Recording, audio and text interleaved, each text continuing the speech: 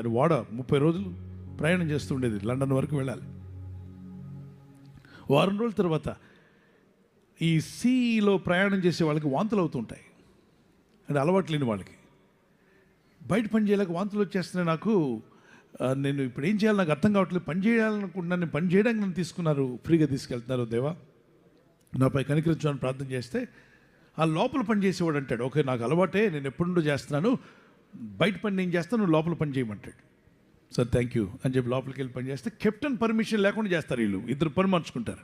Captain గారికి కోపం వస్తుంది, ఎవరు నా పర్మిషన్ లేకుండా మీరు ఎవరు నా పని మార్చుకోవడానికి అని చెప్పి గట్టిగా కేకలేసి వాడిని రమ్మని చెప్పు, వాడి పని చెప్తాను. వాడు ఏదో ఊరికే పోయేవాడిని తీసుకెళ్తుంటే ఫ్రీగా వచ్చి లోపలికి వచ్చి పని చేస్తాడా అని చెప్పి రమ్మన్నాడు. సార్ నేను పిలుస్తున్నాను, కెప్టెన్ చాలా సీరియస్గా ఉన్నాడంటే ఈ బాబు ప్రార్థన చేసుకుని ప్రభా అతను నన్ను ఏమనకుండా సాయం చేయ ప్రభా ప్రార్థన చేసుకుని వెళ్తాడు.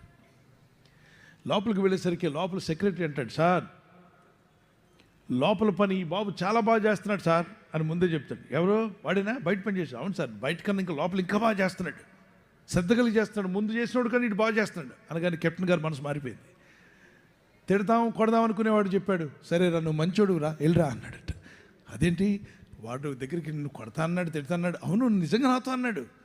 ప్రార్థన జీవితాలను మార్చివేస్తుంది, మన బ్రతుకులను మార్చగలదు, మనస్సులను మార్చగలిగింది. దేవా నా ప్రార్థన వింటున్నందుకు నీకు స్తోత్రం అని ఇంకా వీడికి విశ్వాసం పెరుగుతుందా తరుగుతుందా? పెరిగిపోతుంది విశ్వాసం.